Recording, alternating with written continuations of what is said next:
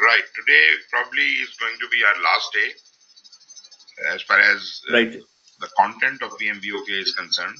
We can keep meeting later also for various reasons, but today we are Right. going to cover the last two areas, risk and procurement. They're not actually last two areas. The last area is stakeholder, but we have already covered stakeholder along with communication yesterday. So today Right. we are left with risk and procurement, both very important topics. So let me start with the project risk management first. As far as risk management is concerned, you must understand that the project is based on uncertainty because we have never done it before. We are going to try out something completely new, and it is going to be a new experience with us. So this is impossible to come up with a certain plan in face of uncertainty. We don't know what will happen to us. Though we try our level best, we try to be proactive, we try to be creative, we try to do everything in our power to ensure that nothing happens out of the ordinary. But naturally, nature holds many secrets and we don't know what is going to be happening to us in the future. So beside our best predictions, best forecasts, things do not fall in place as we wish they will. That is exactly what is the definition of risk. There is always some risk in everything in our lives. But as far as projects are concerned, risk is more because we are doing something new. If I do something daily in my operations, in my functions, probably I am in habit of going through that iteration time and again. I do that thing almost daily, and therefore I have almost all the grounds covered. Almost all the grounds covered. But naturally, nature does bring in some uncertainties in normal life as well. But in projects, the thing I have never done before, naturally, everything is uncertain. I don't know exactly what is going to happen to me tomorrow. So, projects are inherently risky. But naturally, out of the many projects I am handling, some projects will be more risky and some will be less risky. So let us decide what level of risk any project may have. That is exactly why we need to do the project risk management for every project. And we have to ascertain how much risk this project carries and what exactly are the risks and how I can deal with them. As I said, it is not possible to predict everything.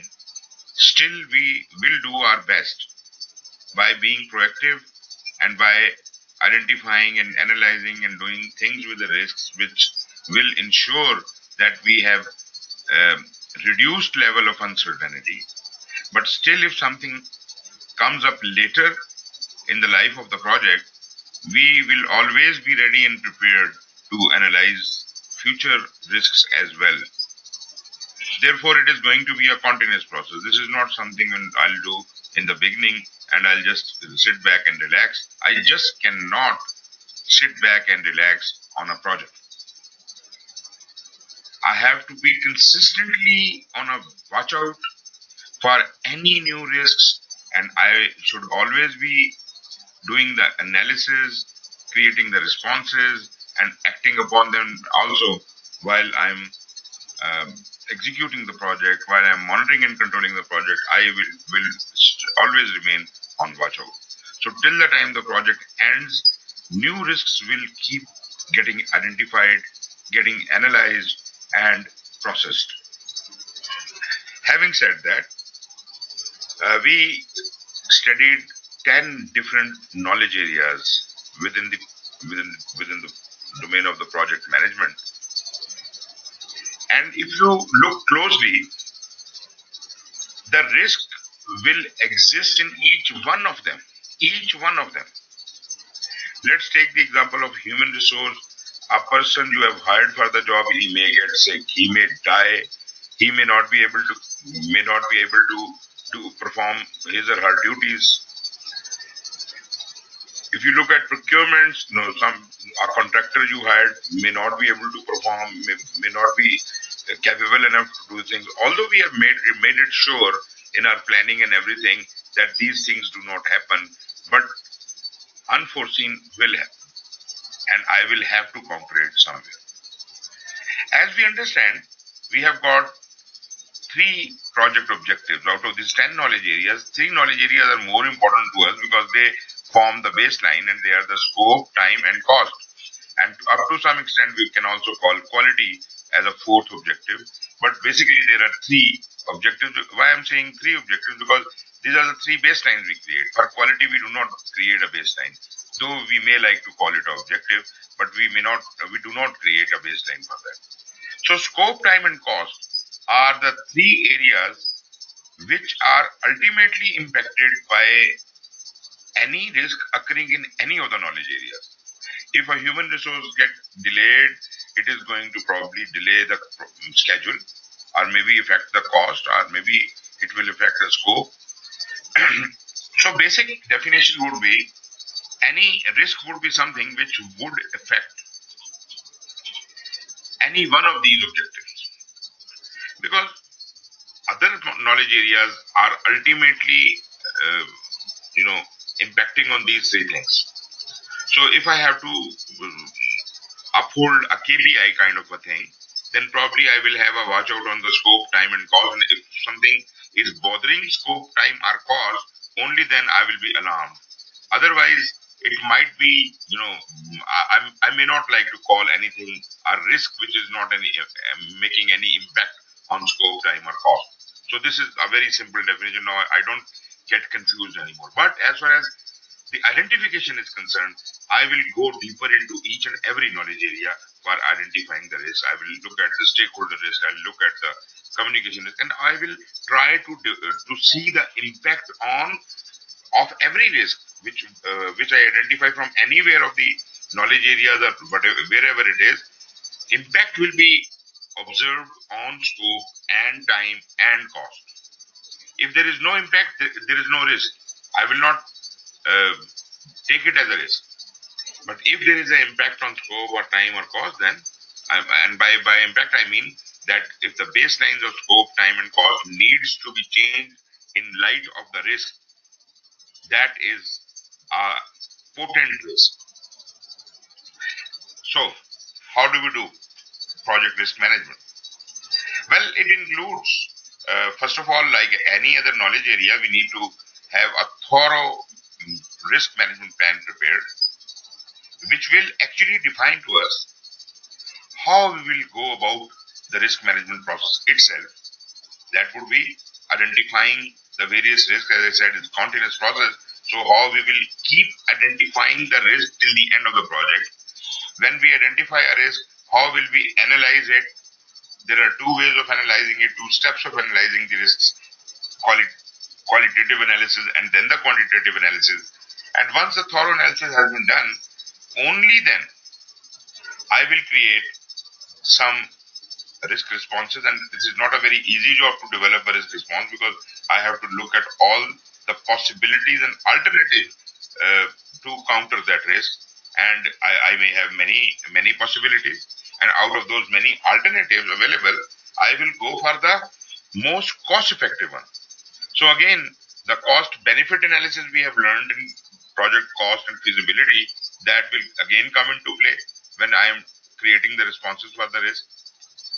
And ultimately, once I have made up my mind what would be the responses for various risks, then in execution, I will be implementing those responses, and in monitoring and control, I will be keeping a watch on all those risks, and also I will be identifying any new risks. So identification of new risks and analysis and all that will be handled in monitoring and control in future. But in the beginning, we will start with planning. In planning, for the very first time, we have a thorough risk management plan prepared, and the identification, analysis, and response processes initiated. So the objective of this project risk management is very interesting. You see, Here I must highlight to you one very interesting point about the risk management. Generally speaking, and as I have been describing so far, and the meaning you might have got out of it is, risk is something bad, isn't it? Yes, generally we always associate negativity with risk. Exactly. But you have to change your mindset. Risk is not always something bad. Risk is something which has a probability of occurrence. It is something which is out of ordinary, which can occur, but that is all what risk is. Now, that risk may be beneficial for you or may be damaging for you. So that means a risk could be positive or negative. You see, if I bet some money on some casino, I have a chance to win or lose. So if I win, that is a positive risk, that is an opportunity for which I am betting. But if I lose, that is the negative risk, and that is a threat I am ready to take on.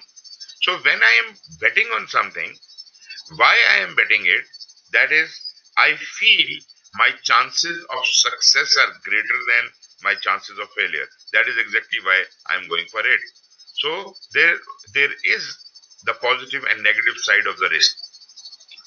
Now, positive risks I would like to call them opportunities, and negative risks I would like to call them the threats. So let us exclude from our mind the risk is inherently negative. No, it is not. Risk is neutral, and risk could be positive or negative. So if it is a positive risk, that is the opportunity, then I would try to increase the probability of that risk. You see, there is a probability that this thing is likely to occur, and this is good for me. So why should I not like this thing to definitely occur? So if it has 10% probability of occurrence, I will try my level best to somehow increase it to more than something more than 10%, 20%, 30%, 40%, or even for that matter, I would like to have it 100%. So I would like to increase the probability and naturally the impact of positive events, and decrease the probability and impact of negative events which are adverse to the project. I hope you got my point. Yes, it is clear. Now to do that, PMI describes 7 different processes of project risk management. First 5 processes are actually in planning. That is, first of all, I develop the risk management plan, and the process name is plan risk management. And you will not find any difference, because all of the previous knowledge areas you have studied, the very first thing in planning you have been doing was planning for that knowledge area, right? So creating a management plan for that knowledge area. So plan risk management will create a risk management plan. And risk management plan would actually not be identifying the risks by itself, but it would be telling you, or it will be providing the guidelines as to how to identify the risk for this specific project. There might be general guidance available in the organization how to identify the risk, but the specific needs and requirements of this very project would be noted in the risk management plan of this project. So what is the size of the risk which needs consideration, which needs to be noticed, because that would be different from project to project. How to identify risks on this project, which risks qualify to be moved ahead for further analysis, that is the qualitative risk analysis. What are the tools for qualitative risk analysis, and then later, once we have shortlisted the risks, then how to quantify them, how to do the quantitative analysis for each risk. So the procedure, The guideline, the tools and techniques about doing all this is actually defined in the risk management plan.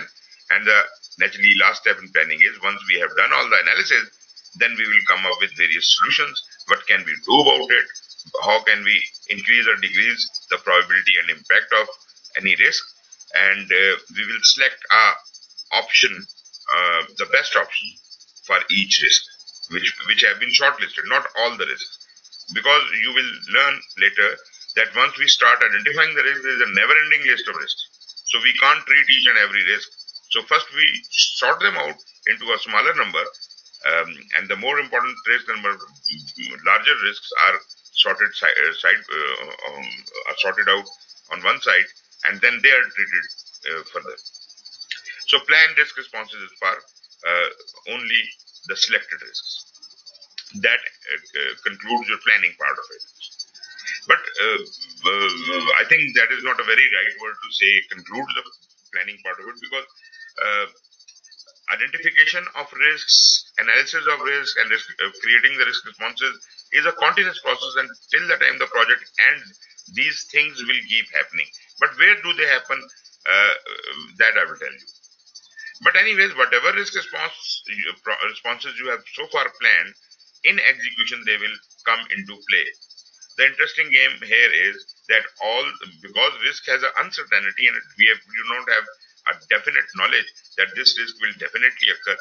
Therefore, we will be on watch out during the execution to see if that risk appears, and if it is about to appear, then we will treat it with the risk response. Otherwise, we will not do nothing about it. So this is not like any other scheduled activity that I will definitely implement this risk response. I will only implement this risk response if the situation occurs. So this is conditional. It is not a definite part of the schedule. This is a temporary or optional part of the schedule, that if this situation occurs, then you will apply this solution. This is as far as the execution is concerned. So execution is not supposed to be thinking anything beyond that. But while execution is going on, monitoring and control is also going on. And in monitoring and control, we are having a more intense watch on the risks, where we are not only analyzing whatever has happened so far, but we are also identifying new risks, qualifying and quantifying them, and creating new risk responses as we move ahead progressively through progressive elaboration in the life of the project. So with changing situation, I am continuously doing that. So all the 4 steps, that identify risk, perform qualitative analysis, quantitative analysis, and risk responses, they are being done in controlled risk throughout the project till the project ends. So this is a short story of project risk management. Are you okay with it? It's clear for me. Okay, great. The next slide shows a little bit of description of the same thing. As I said, planned risk management is the process of defining how to conduct risk management activities for a project. For our project means this project. Identify risk, the process of identifying individual risks, project risk, as well as sources of overall project risk, and documenting their characteristics. This is this identification.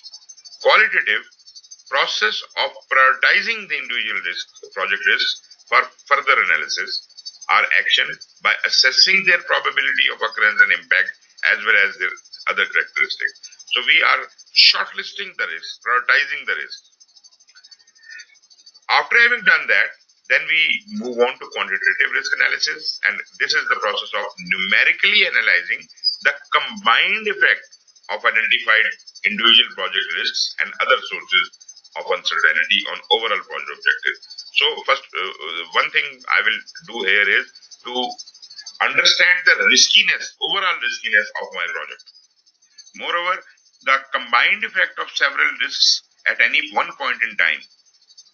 So quantitative risk analysis will not be specifically dealing with individual risks, but the combined effect of those risks, either at a specific point or on the overall project.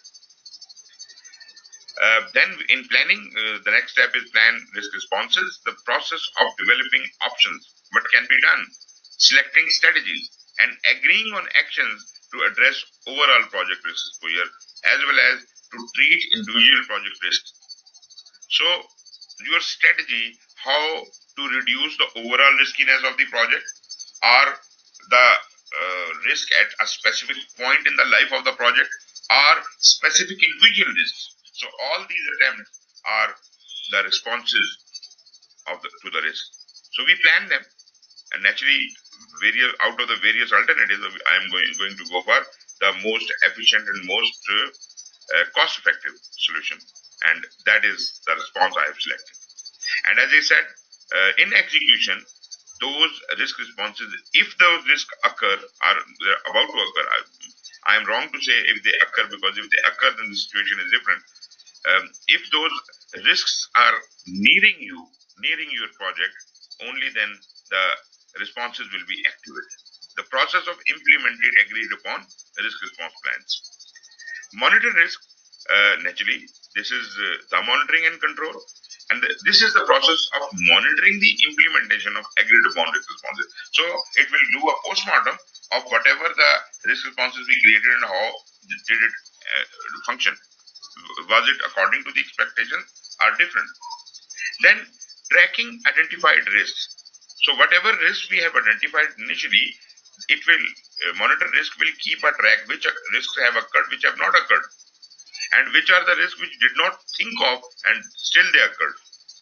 Identifying and analyzing any new risk and evaluating this process effectiveness throughout the project. How well was the risk management process designed? So it will postmortem that as well. So these are the 7 processes. Okay, if we are okay with it so far, I will delve into another interesting concept. Now, That's fine for me. No, it's very clear. Right, wonderful. Okay, now what I'm going to talk about is slightly confusing to some, but you must understand.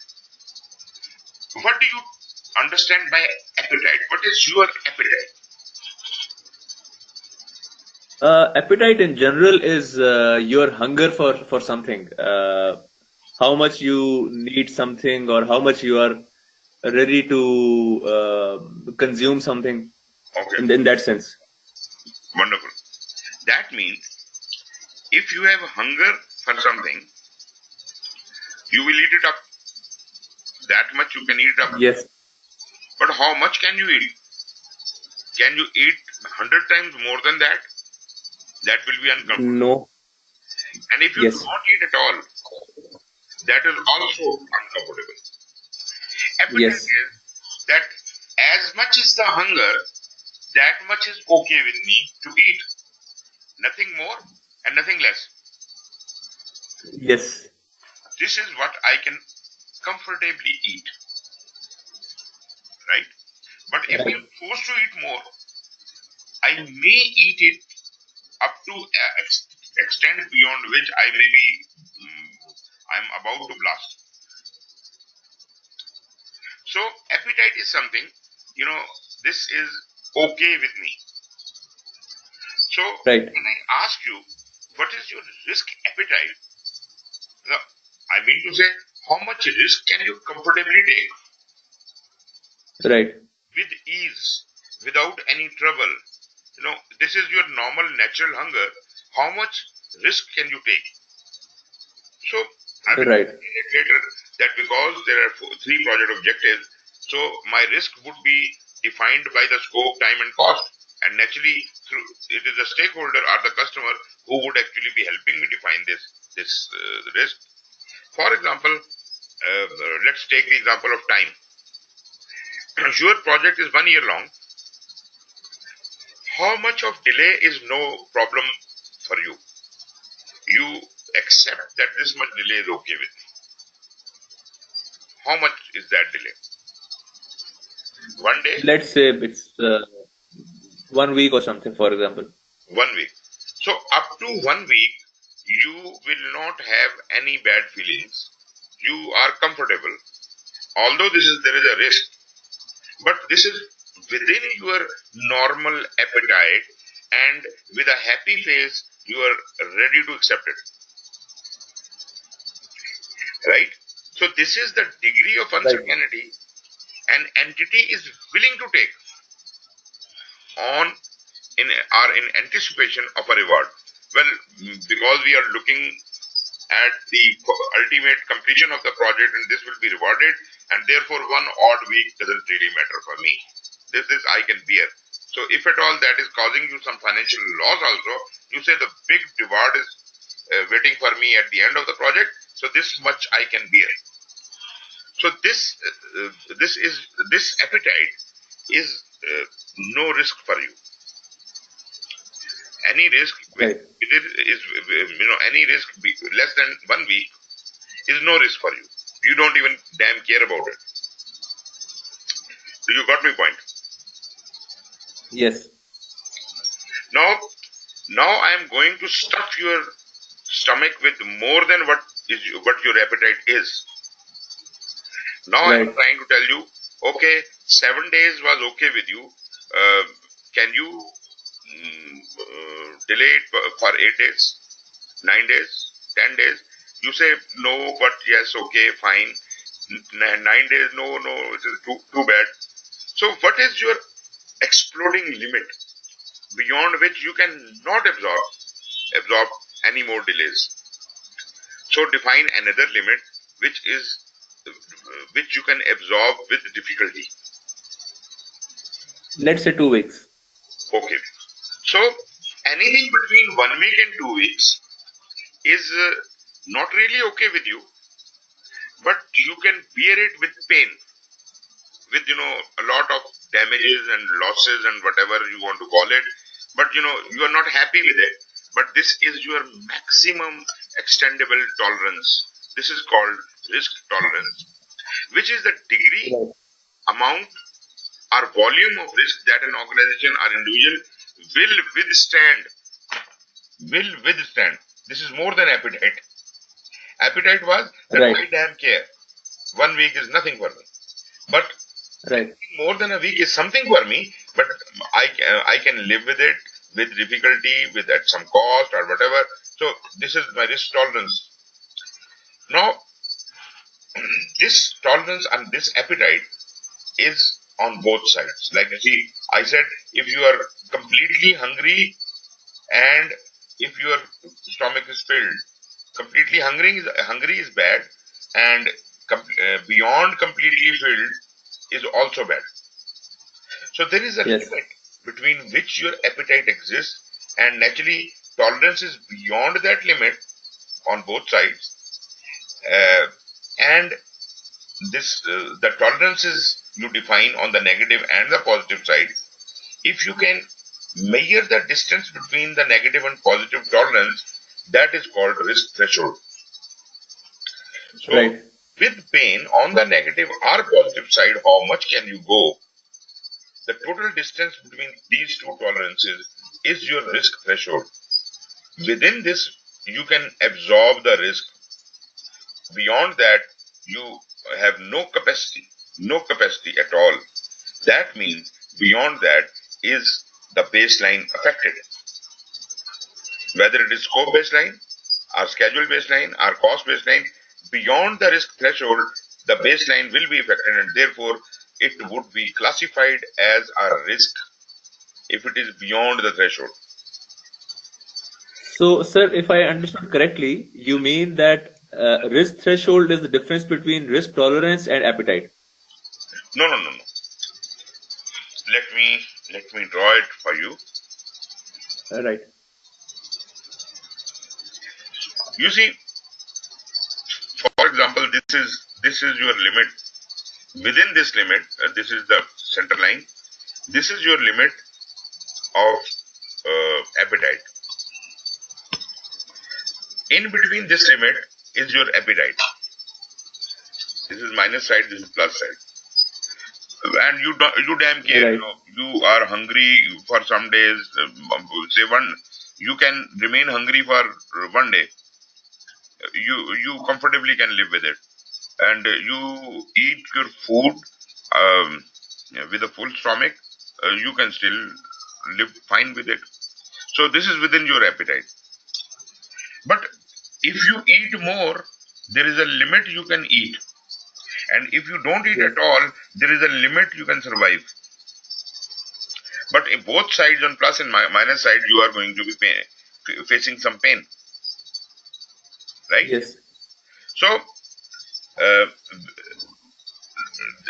anything beyond appetite is your tolerance until it becomes unbearable.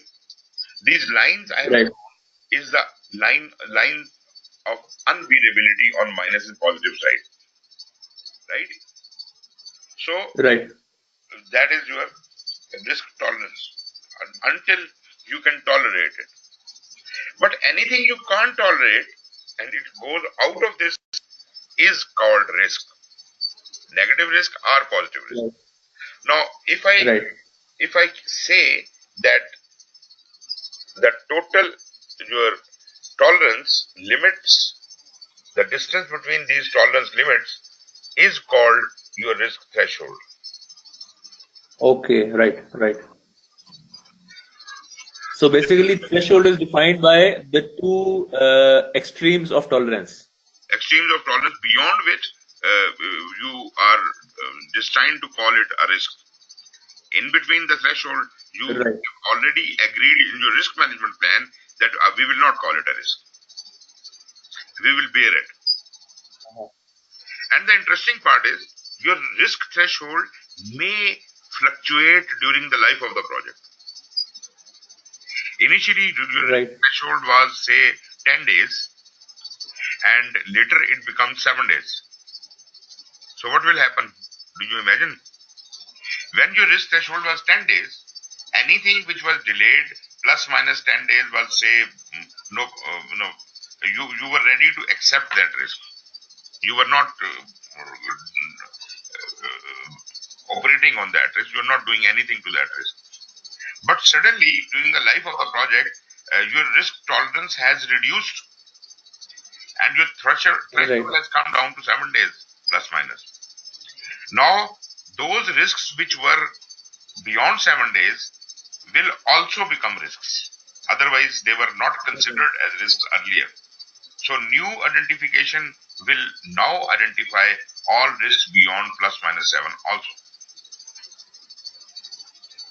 Sir, one question here.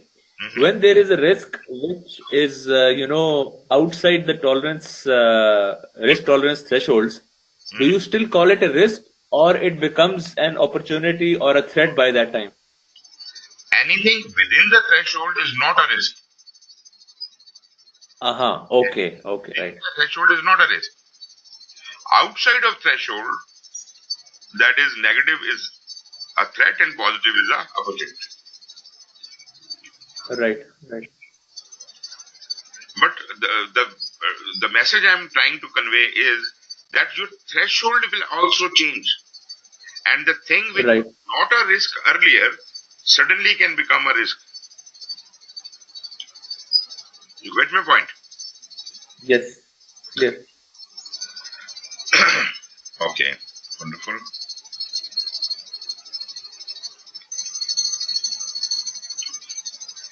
So, do you understand these three definitions? Appetite, tolerance, and threshold. Yes, it's clear for me. Plan risk management. This is our first process. Naturally, I have already described about it that this will ultimately yield the risk management plan out of it. So this is the process which defines the guideline for all of the processes: how to identify, how to qualify, quantify, and respond to risks. So this all how we go about it. What are the tools and techniques to be used, and especially what are the tolerance limits? What are the thresholds? All of this is defined here. The key benefit of this process is that it ensures that degree, type, and visibility of risk management are proportionate to both risks and importance of the project to the organization and other stakeholders. So you see, this project is for organization and for the stakeholders. So both sides must be covered, and the tolerances must be taken either from both sides. This process is performed once or at predefined points in the project. This is the risk management planning. This is done in the beginning, but later on, when we start following it, then those processes, the subsequent processes, will be repetitive in nature. Simple process like any other management plan. We need to have charter here. We need to have project management plan, which may have all the various components, all the various management plans in it, and the baselines naturally. Project document, we need to have the risk stakeholder register, because we need to understand the needs and expectations of the stakeholders and their tolerances and whatever their thresholds and all that. Therefore, the project documents are required. And enterprise environmental factors and process assets, as usual. Tools are also very simple. We have to have the expert judgment. We know meetings, we know data analysis. Naturally, we have done the stakeholder analysis already in the stakeholder, and we understand what the stakeholder analysis is. But through that analysis, we want to extract those thresholds, etc. Ultimately, we actually want the risk management plan to be created. We should more be interested into what should be included in the risk management plan. So these are some of the headings, are some of the main topics which must be covered in it. Risk management plan is a component of the project management plan. We know is a part of it that describes how the risk management activities will be structured and performed. Some of the elements which should be there in the risk management plan: risk strategy must be developed. Naturally, if we know the threshold and all that, based on that we can develop the risk strategy, that if risk is more than this much and that much, so we will take these kinds of actions and whatever. So general strategy would be established first, and then based on that strategy, you must give your methodology, defines the specific approaches, tools, and data sources that will be used to perform risk management on the project. All the subsequent processes would be, acting according to these methodology and the strategy. Then there are various risk roles and responsibilities that must be defined. Who is going to lead our risk? Who is providing the support function? Who is the team member, risk management team member for each type of activity described in the risk management plan? And for that purpose, I must also explain, although the overall responsibility of risk management in the project is residing on the project manager's shoulders, and he is the risk manager for all practical purposes. But if your project is complex enough and you may need to have a separate risk manager for that, still the overall responsibility is yours, but you are delegating most of the work of risk management to this person.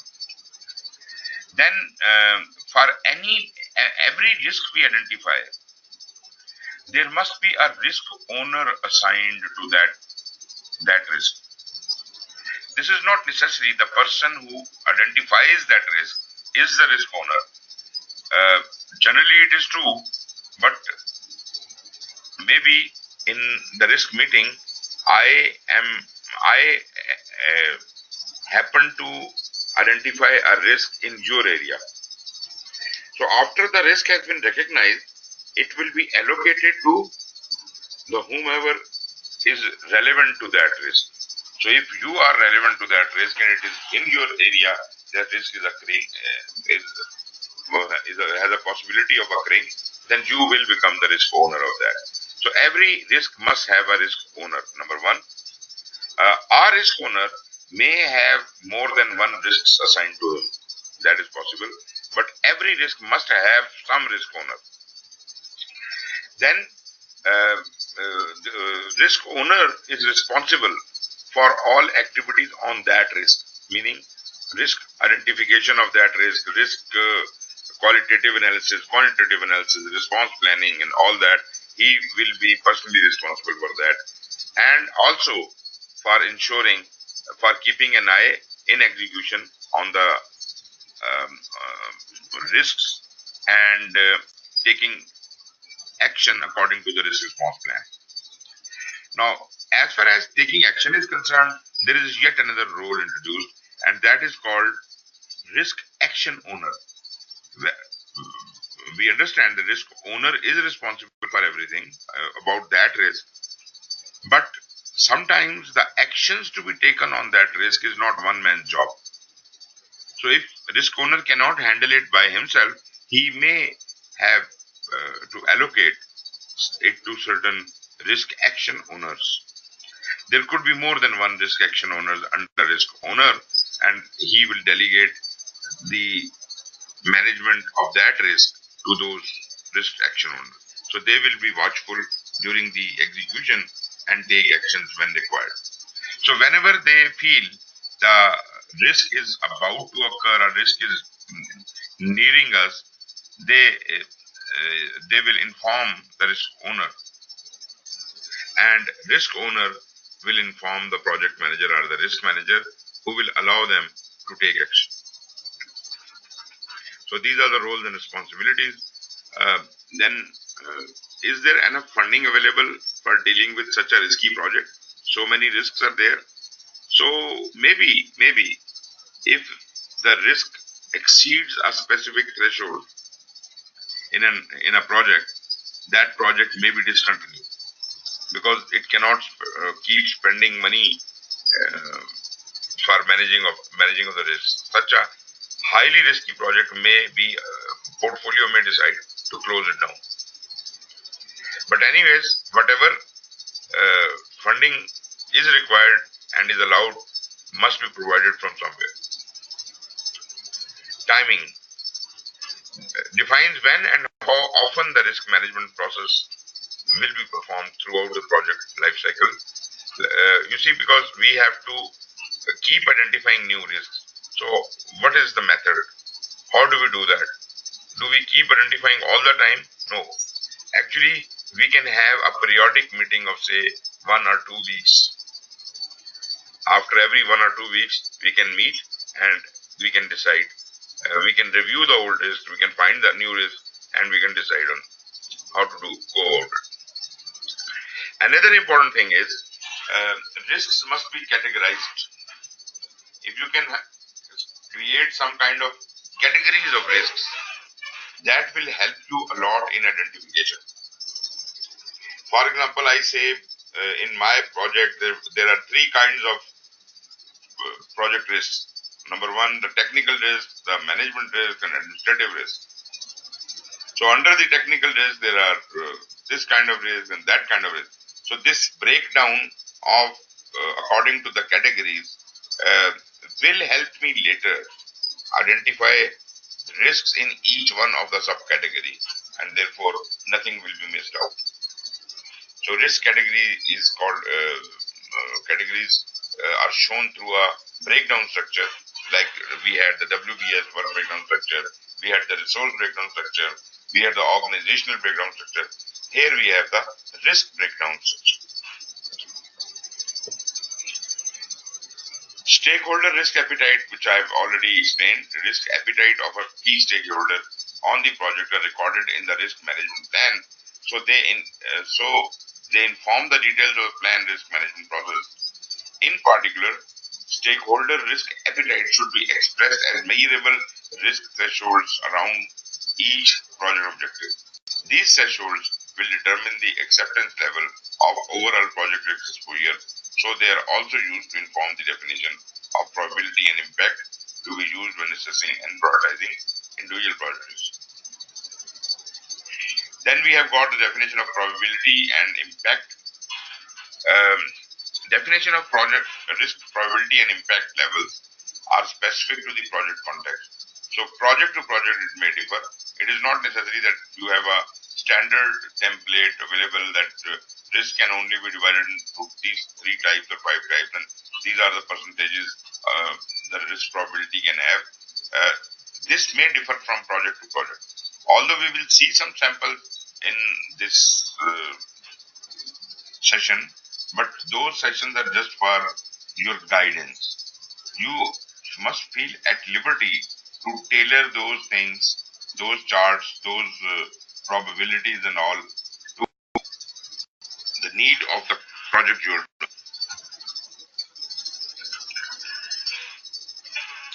In front of you is example of a risk breakdown structure in a table format. So all resources of the sources of project risk, this is the main category. Under it, we are having technical risk, management risk, commercial risk, and external risk. Under technical risk, we have the scope definition. See, these are all subcategories. These are not risks by themselves. Usually, people start identifying the risks at the level 2. But I would rather say that at level 2, these are again the subcategories, not the risks. So when I am identifying the risk, I will follow this chart. I'll say, okay, let us first identify technical risks of the type scope definition. What are the risks in scope definition? What are the risks in the requirement definition?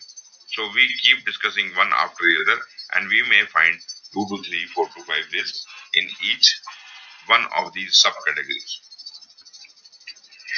This is another way of showing the risk breakdown structure, just like a work breakdown structure or a organizational chart. Just like that, project, we have got technical, external, organizational, and project management categories, and then under each category there are certain other categories, and once I identify the risks, I can easily follow this chart. I say, first of all, requirement risk, then technology risk, then this and that, and we can jot the risks down like that. Okay. While we are creating the risk management plan, whatever is to be done and planned in planning, in qualitative risk identification, qualitative analysis, quantitative analysis, we must lay the foundation stone for that. So for qualitative analysis, as we said, probability and impact are to be defined. So define your probability and impact from the scope, time, cost, or quality perspective. This is not that you should be using whatever values are written here. You can define your own. Here it has divided our risk into very high, high, medium, low, very low, and nil. So according to the probability, it says nil means less than 1%, very low means 1 to 10%, low is 11 to 30, medium is 31 to 50, high is 51 to 70, and anything more than 70 is a very high risk. So yes, of course, this could be done, but should you be using exactly these percentages, or you should tailor them according to your need? I would strongly suggest that you tailor them according to your need. Take this chart, this table as just an example. It is also written table 11.1 examples of definition for probability and impact. As far as time is concerned, for this specific project, it will differ from project to project. Maybe there is a project of only 1 month. How can I have very high impact of more than 6 months? Project life is only 1 month.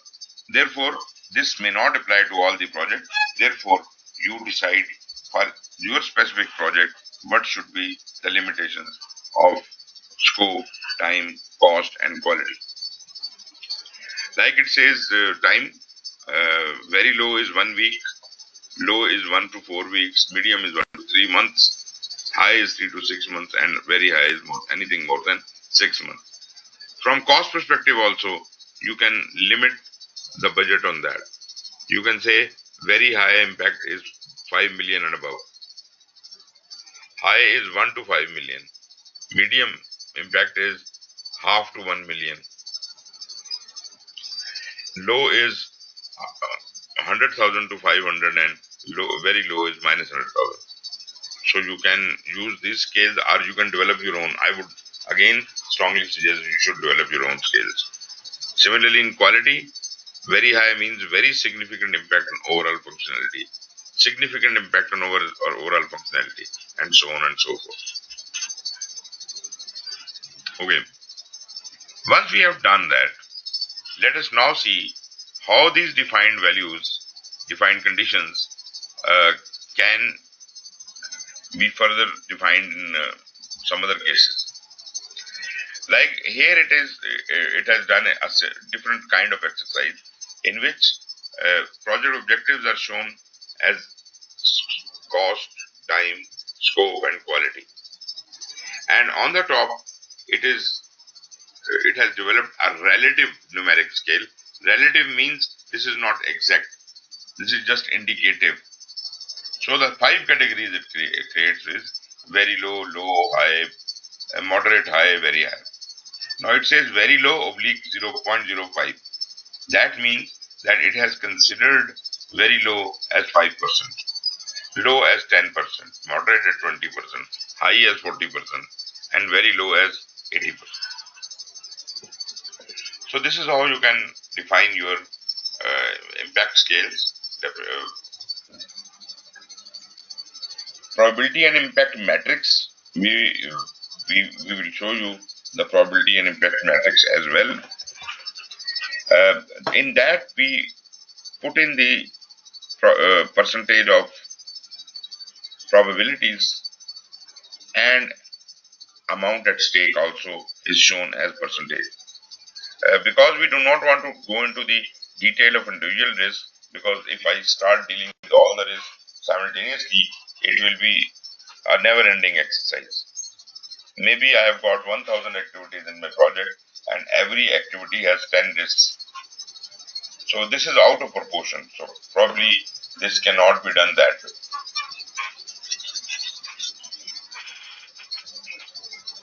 This is an example of probability and impact matrix. Threats, opportunities, probability on the perpendicular scale, and the line, the center line, the right side of that center line is opportunities and left side is threats. The chart is so, the way the chart is organized is very, very nice. But everybody does not understand this. What it has done is, probability is increasing from very low to high, very high, from bottom to up. Whereas the negative impact is from extreme left to the middle, and for positive impact from extreme right to the middle, and not only middle but middle and up. So you see, we have bigger values in the darkened area as compared to the non-darkened area.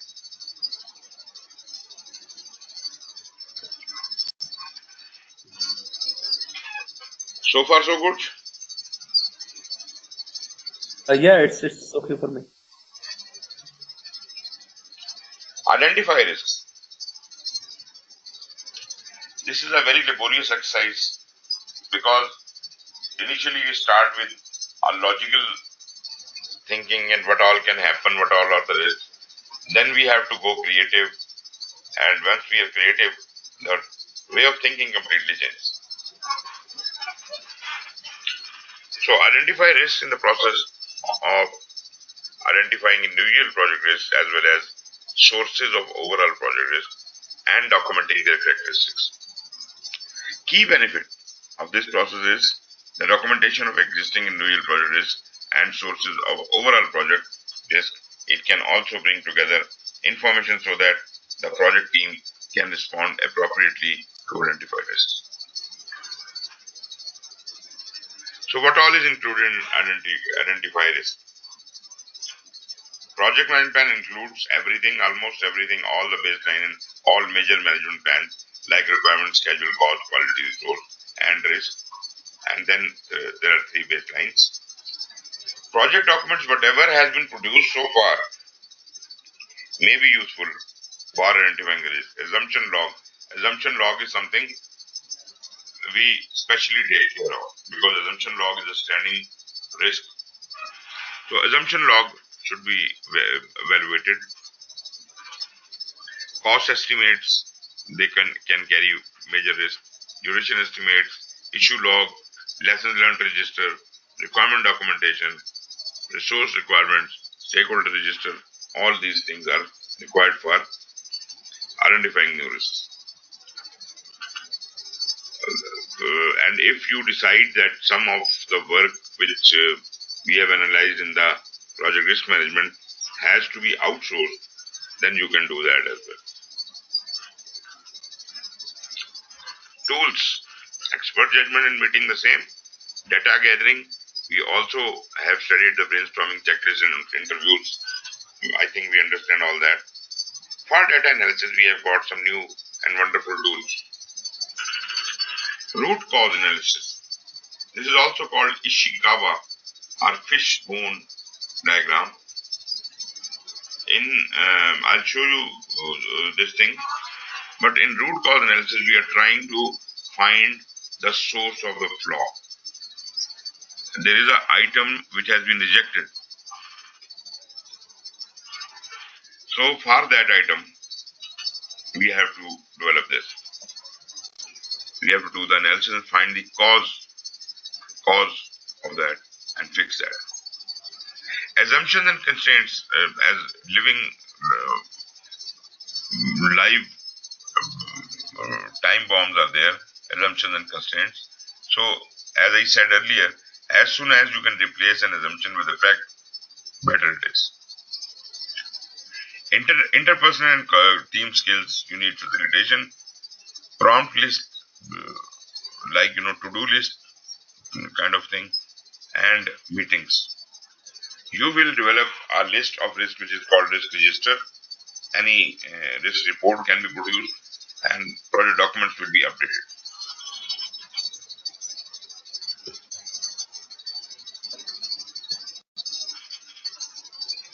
This is what I have explained to you already. So these are the various root cause analysis. Okay, one thing we are sure, that risk is an event or consequences that have the probability of occurring during a project. We are not sure, but it can occur, and that are measured by other impacts of the project. What are the components of a risk? Risk as such is a risk event. A statement of risk is about the one risk event, and every risk event will have some probability and some consequence or time available for that. Then risk outcome and consequences. This is the amount at stake. If we multiply the probability with amount at stake, that is our overall risk event status. Probability multiplied by amount at stake.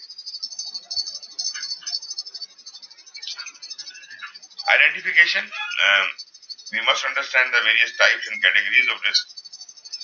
Classically speaking, from business point of view, there are two types of risks. One risk is called profit and loss, and the other is called insurable, which is loss. So profit and loss risk is a business risk, and the loss risk is an insurable risk. So this is one way of looking at it. Another way is known, unknown, and unknown. We understand unknown is something we can't even conceive. We are left with only two options, known, and known, unknown. If I identify a risk which has a specific, routine to happen, like the floods, every year there are floods in Pakistan. So this is a known. What is known, unknown? Which I partially know. There is no total certainty, but you have to known, unknown. You know up to some degree of uncertainty what is going to happen. Unknown is total uncertainty. You can't conceive it. Then in the categories, we have external or internal risk. In external risk, we have unpredictable or predictable risk. In internal and external, we have got internal, non-technical, and technical risks, legal risks. So all types of risks are identified. I I think we are very clear about the information gathering techniques. Diagramming techniques we have.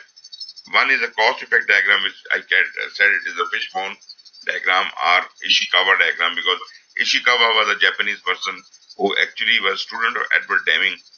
He basically did that. Cause and effect diagram, Ishikawa. I'll show you a diagram later. Then we have got process flow charts. The system charts, flow charts are process flow charts. These show how various elements of system interrelate and the mechanism of causation. Influence diagram. These are graphical representation of situations showing causal influences, time, ordering of events, and other relationships amongst variables and outcomes. Then we understand SWOT analysis. Why is SWOT analysis more important here? Is because SWOT means strengths, weaknesses, opportunities, and threats. As far as strengths and weaknesses are concerned, they are internal to the organization. Naturally, an organization needs to understand what are their strengths as if it can build upon that. They must also understand what are their weaknesses as if they can eradicate them. But the opportunities and threats are actually the positive and negative risk. So through SWOT analysis, we can use SWOT analysis for identification of risks. Qualitative risk analysis. This is the process of prioritizing individual risks for further analysis and action by assessing their probability of occurrence and impact as well as their other characteristics. Key benefit is that it focuses effort on high priorities. What does it look like? Inputs, the same. Project management plan, including the risk management plan. Project documents, assumption log, which is our standing bomb. Risk register, list of risks, and stakeholder register is a list of stakeholders. Tools, we have expert judgment, data gathering, we know, interviewing. In data analysis, there are some new things. Risk data quality assessment, risk probability and impact assessment, assessment of other risk parameters. Then we have got interpersonal and team skills, which facilitation is a major tool. Risk categorization, we must understand how we have divided the risk down to the third level. Data representation is probability and impact matrix or some hierarchical charts. You can make any number of charts. Resultantly, project documents will be updated, assumptions may be amended and updated, issue log may be amended, risk register and risk report will be created out of it.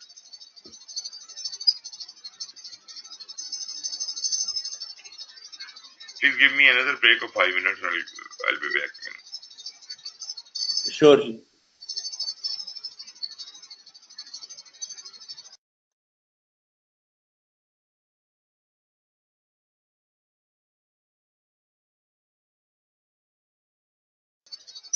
We have to see the source of risk, how authentic that is.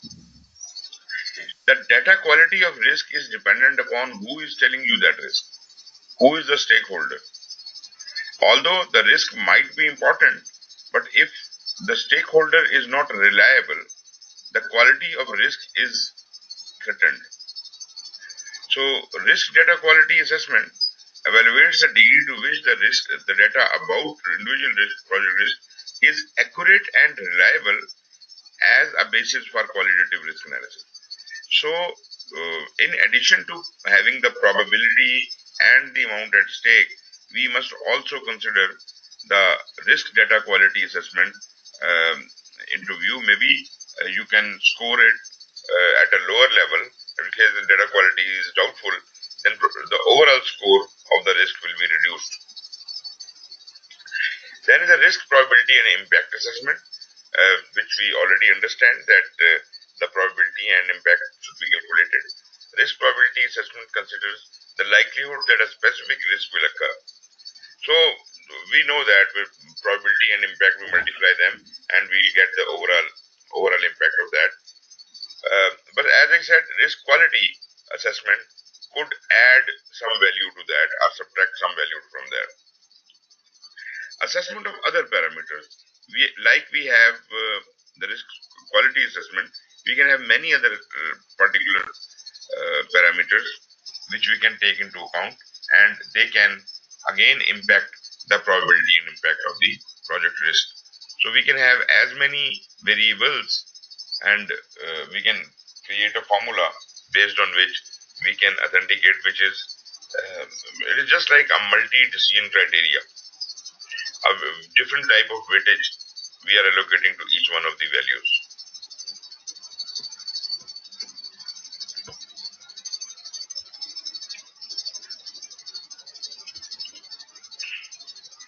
What are the different risk parameters we can have? Like we can allocate additional marks for urgency. We can have proximity, the period of time before the risk might have an impact on one or more of the project objectives. How much in proximity are the project risks, project objectives, scope, time, and cost. Dormancy, the period of time that may elapse after a risk has occurred before its impact is discovered.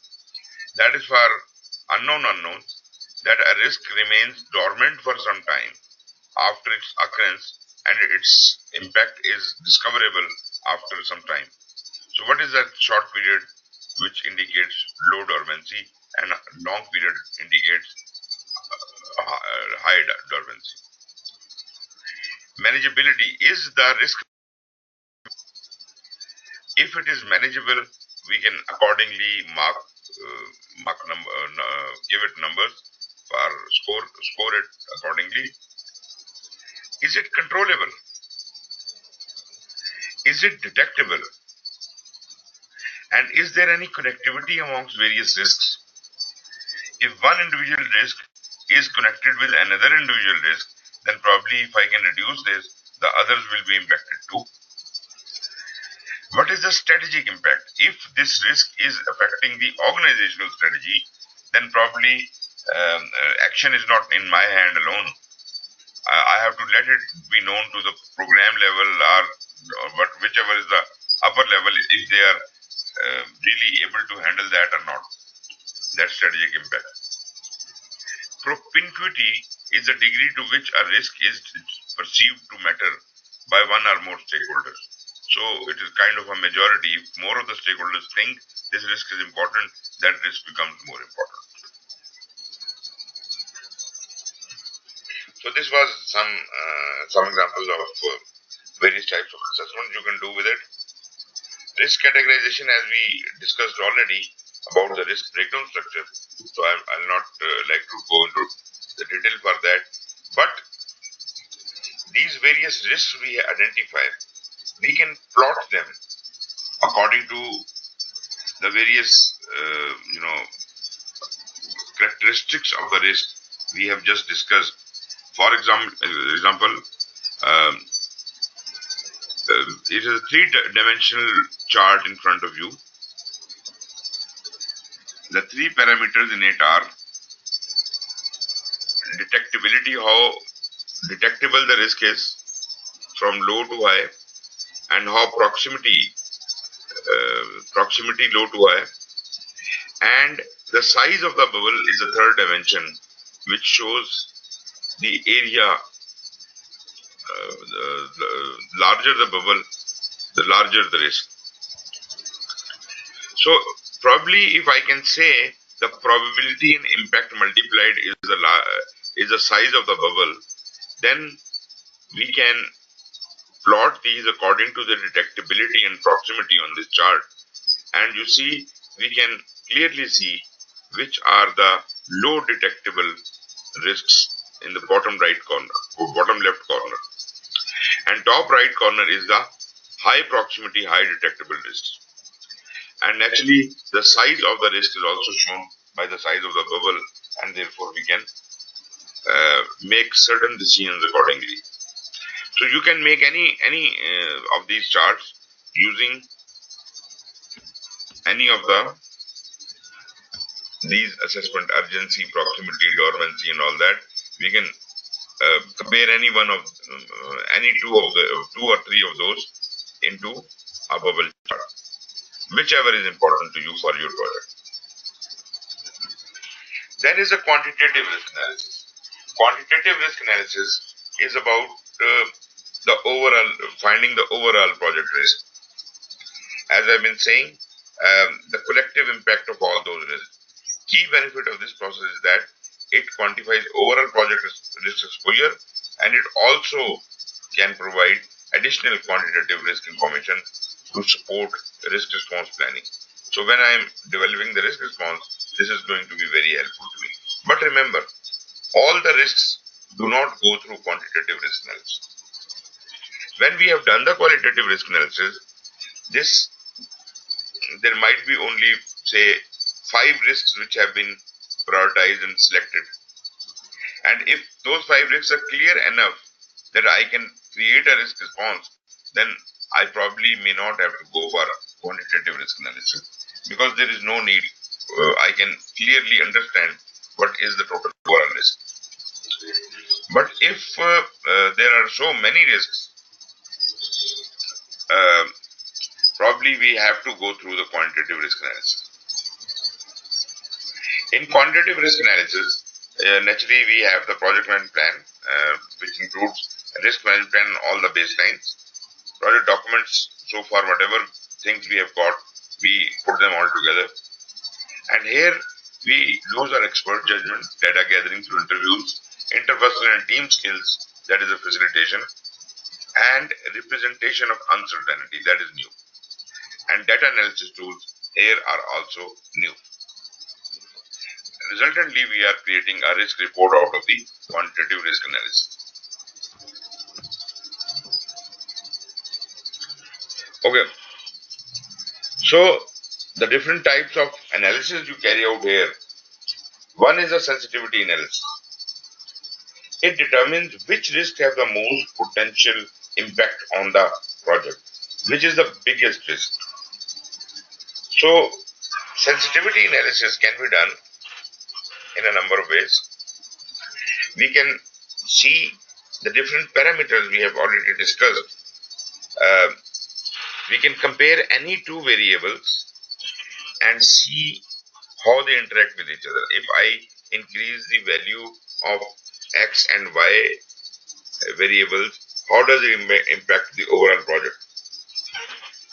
So you will create a kind of a graph of these two variables relationship, and those relationships will dictate the sensitivity to the project.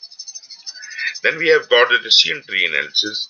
This is done through a diagrammatic technique, which I'll just be showing you. Simulations include Monte Carlo simulation, sensitivity analysis, and many other simulations. Monte Carlo, let me explain Monte Carlo first. Do you understand what a PERT analysis is? I have heard the name long time back, but I don't remember, to be honest. Previously, we studied about the 3-point estimate. Do you remember that? Yes, I remember. Actually, 3-point estimate is the fodder for the PERT analysis.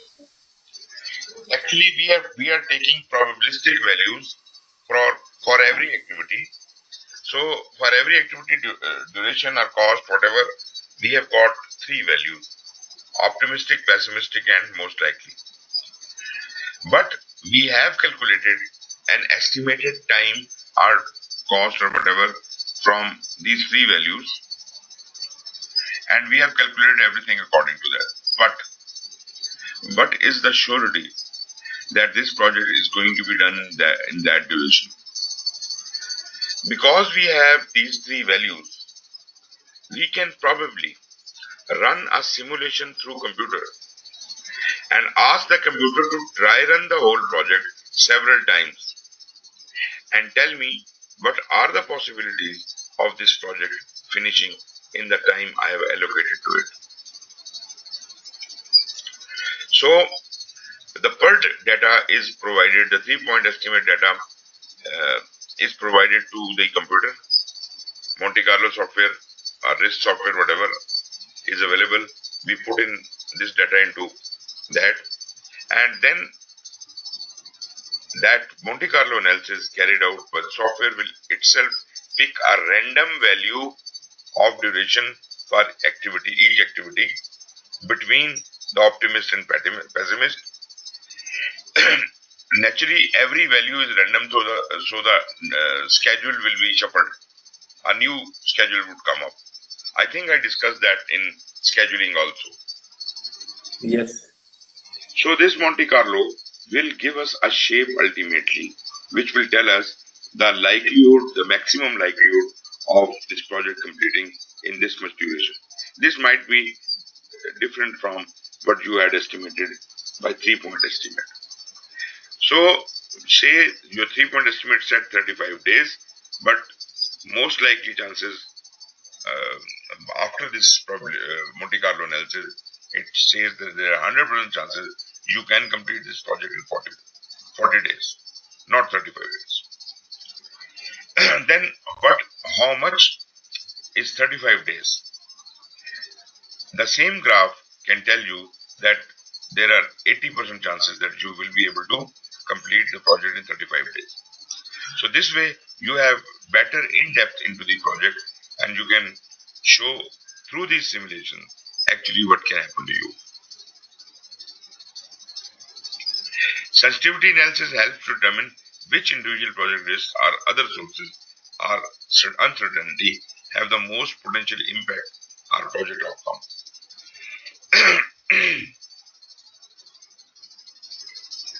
Then we have got, this is also a kind of a sensitivity diagram in which we develop a tornado diagram. What we do is we plot all the risks in order of priority. The highest risk, the biggest risk is shown on top, and we are putting in positive and negative both risks here. For example, the risks from the center line towards the right are the positive risks and towards the left are the negative risks. So that way we keep plotting the biggest risk, then second biggest, the third biggest. So that way, that's how some lines will go on the positive side, some lines will go on the negative side. But overall, if you look at this picture, this looks like a tornado. So this is called a tornado diagram, but it can give you a very clear view of how these risks may impact you. As far as probability distributions are concerned, there are two types of probability distributions: beta distribution and triangular distribution. Simple rule is, if your data set is very small, your sample size is very small, you may not have the optimistic and pessimistic values as accurate as they are in a large sample of data. Therefore, say I have only 3 values from 3 people. So this is not a very probabilistic way of doing it. This is not to be covered in beta distribution. This could be done as a triangular distribution, meaning what? I can simply take average of all the values.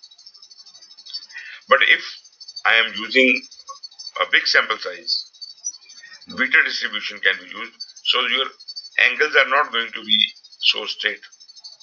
There will be curves in it. So you will form a bell curve. And in a bell curve, you do not apply simple average. You apply the weighted average method. Like we studied, pessimistic plus 4 times most likely plus optimistic whole divided by 6. This is called the beta distribution. Expected monetary value. In a path of possibilities, if I travel, there might be a number of possibilities that if you do this much is the chance, and then this much is the chance, and that much is the chance. So along that path, till I get a result, all the probabilities which I face will have to be multiplied. A simple example is, you tell me what are the chances of getting ahead in a coin. If I throw a coin, what are the chances of getting heads? It's 0.5 or 50%. 50%. What are the chances of getting the head second time? 25%. Very good. So every time 0.5 into 0.5, there are two probabilities now. So two probabilities are multiplied. And if it is third time, then 0.5 into 0.5 into 0.5. So the probabilities keep getting multiplied, and ultimately your expected monetary value is decided based on that. Similarly, we have got decision trees. So we will see how decision trees can have the monetary values.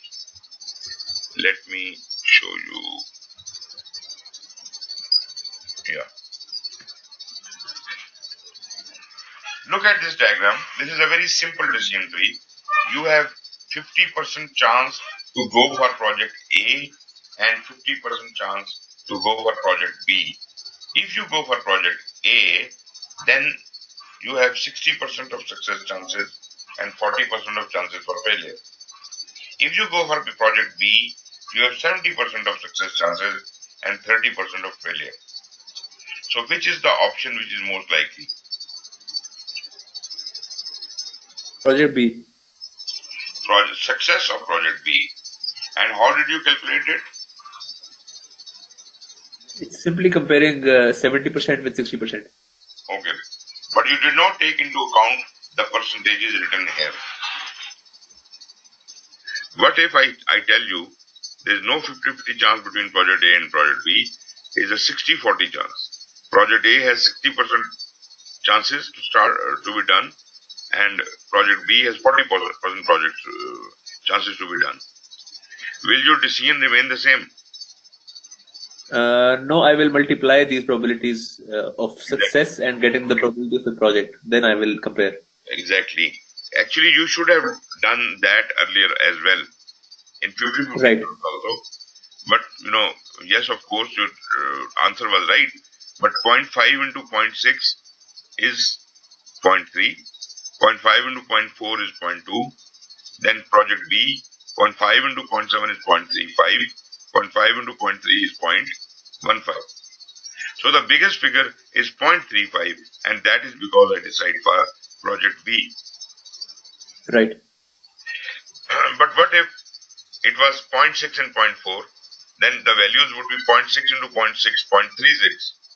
0.6 into 0.4, 0.24. And for project B, 0.4 into 0.7, 0.28. 0.4 into 0.3, 0.12. So that way, the decision will be switched. Then project A, success of project A is more. Yes. A similar exercise. Here we have got a decision to make. If I do not decide to pursue this path, I do not have to spend anything. But if I do, there are 70% chances that the production will be successful and 30% chances it will not be successful. And in that case, we will have a loss of $200,000. Right. If production is successful, we are having 30% chances to go in high demand, thus earning $550,000. But if we go in low demand, which has 70% chances, we will lose $100,000. So, should we go for this decision or should we not go for this decision?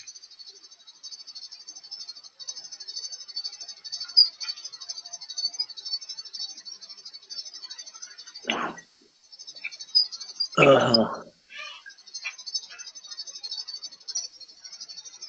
unsuccessful, we have to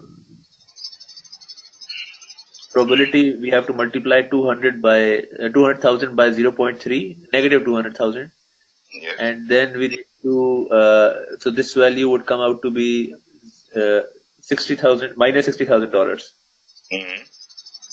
and this is This if is we weight pursue, of this is this the branch. probability. This is weight of this. Sorry.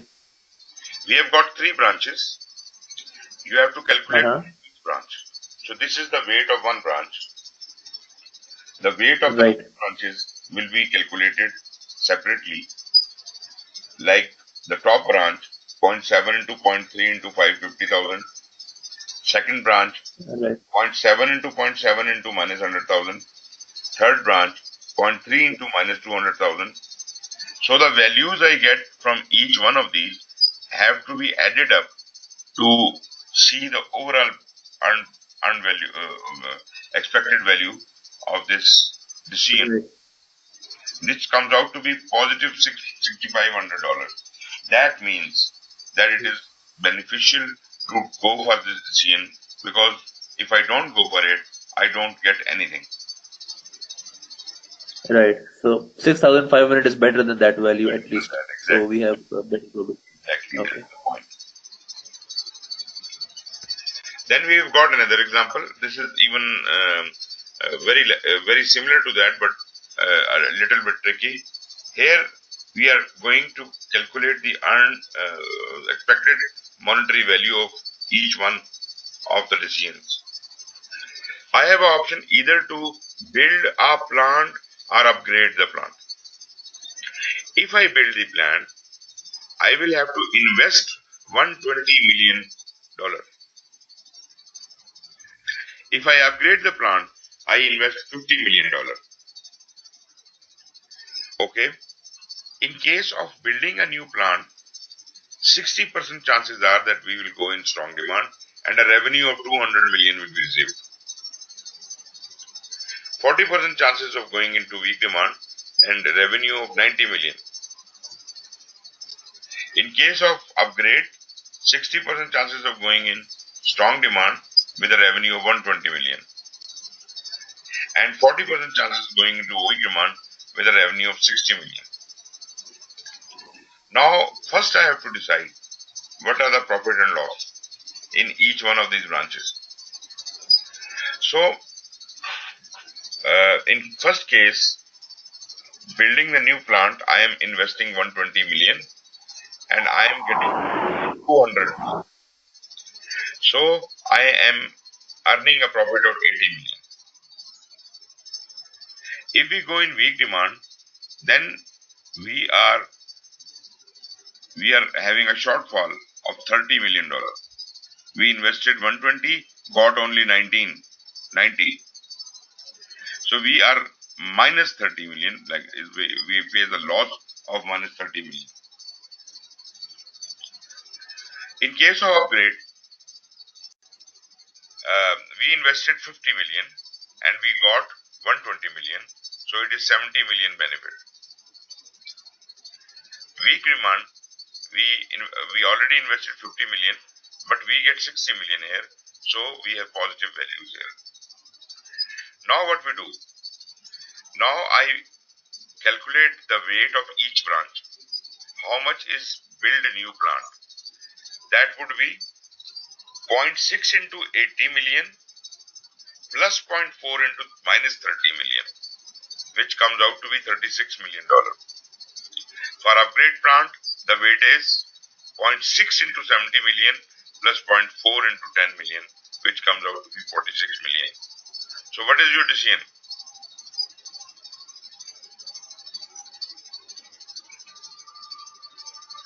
What is your decision?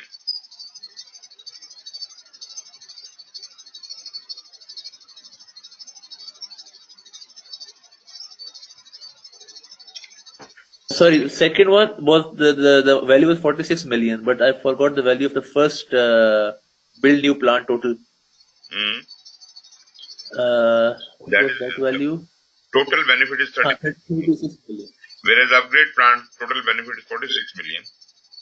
Yeah, so you'll go for the second option, the bottom one. You're right. So the decision in the beginning, which is shown build or upgrade.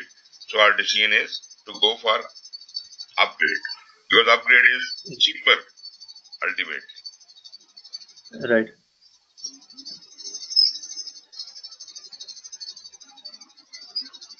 Just hold on a minute, I have a call.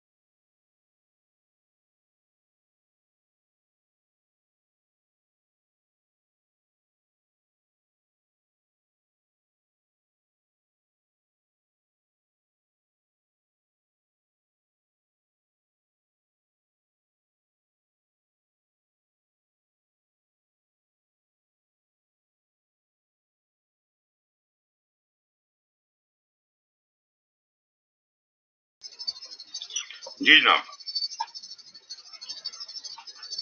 So I'm we were on the plan risk responses. This is when the qualitative and quantitative have been done. But the interesting part is, this is very much possible that after qualitative you can jump directly to risk responses if there is not much of complexity in your project. So there is a possibility that quantitative risk analysis may be optional for you, for your project. But anyways, whether you go through the quantitative or not, ultimately you land up in plan risk responses.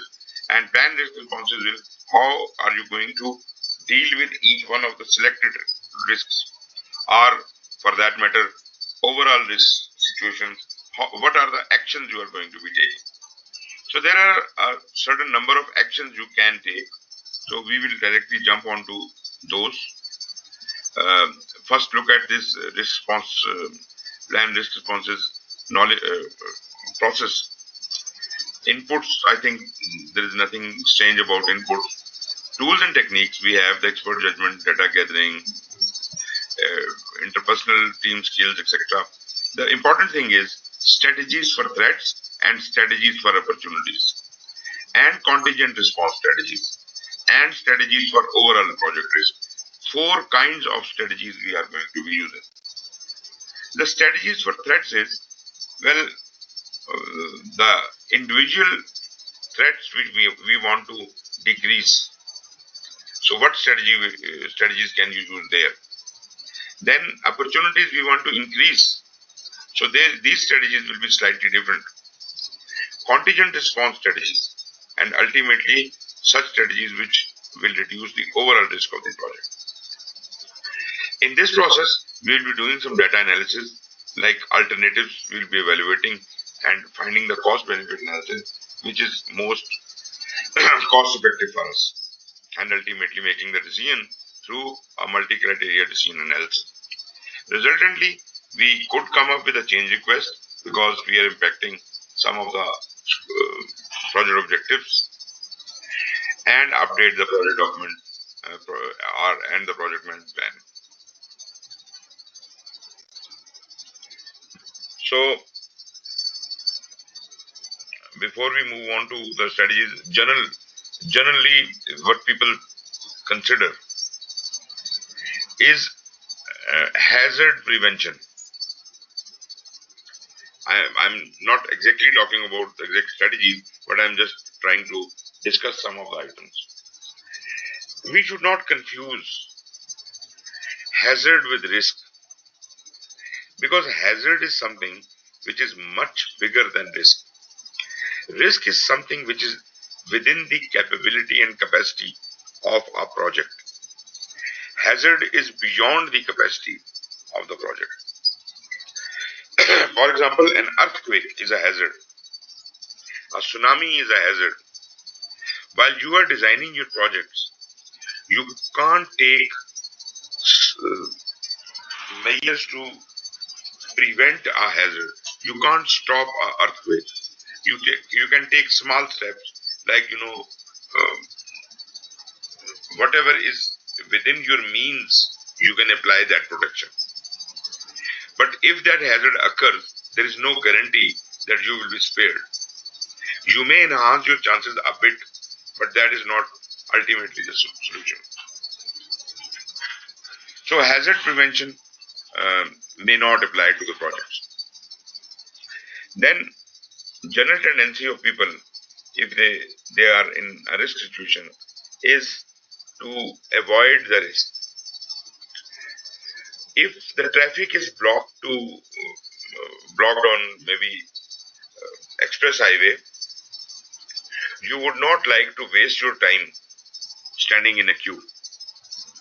You would like to avoid the risk of wasting your time here, and you should use an alternative route. That is, you are removing yourself from the path of the risk. This is called risk avoidance. What next can you do? If you can't avoid a risk, then the next thing is, somehow you want to blame it to someone else. Not really blame, but you want to put the load of this risk on someone else. Maybe you are on the express highway and your car is stuck, and you still want to reach your destination. So maybe you get out of your car and you ask someone to give you, some motorcyclist, to give you a lift and get you somewhere where you have to reach. So what if he is doing is, he is transferring his risk to that person at some cost, and thus saving time and meeting his destination. So this is kind of a risk which has been transferred. So it is now the headache of that motorcyclist, how he drives through the traffic and get you to the destination. Then we have mitigation. We mitigate the risks. In mitigation, we either reduce the probability or impact of the project if it is a impact of the risk if it is a negative risk, or we enhance or increase the probability of our opportunity and its impact. Either one of these things, if increased or decreased, will have a drastic impact on the reduction or increase of that risk.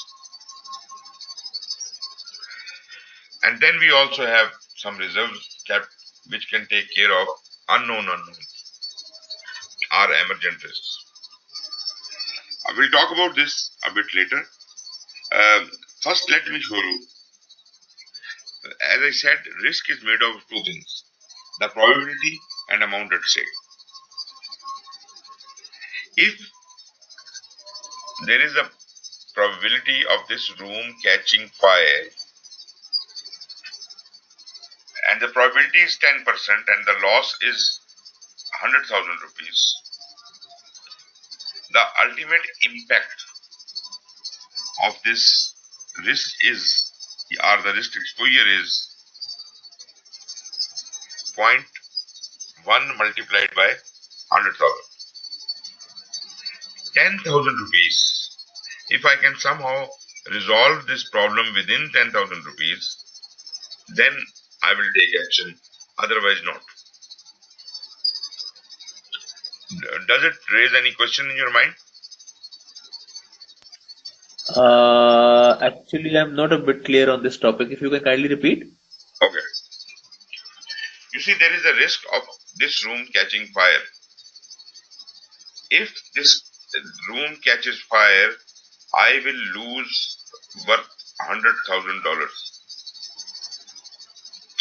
The probability is 10%, right?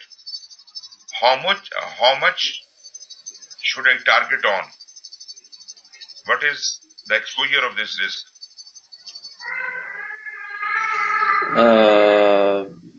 In terms of probability, it is 10%. So overall, we can multiply and get a value of $10,000. $10,000, right? Yes. But the argument is, if this risk occurs, the damage will still be 100,000, isn't it? Yes. Then how are you going Yes. to pay for $100,000 in 10,000? I cannot. I will, because that is the remaining 90% probability. So, I mean, it's about chance at the end. Okay. So what is the solution come to your mind? Why do we calculate it like this?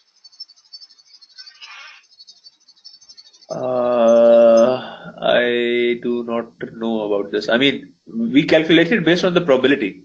So, but yes, it is true. If we end up having a fire, which is less probable, we will lose $100,000 completely. Of course. Okay.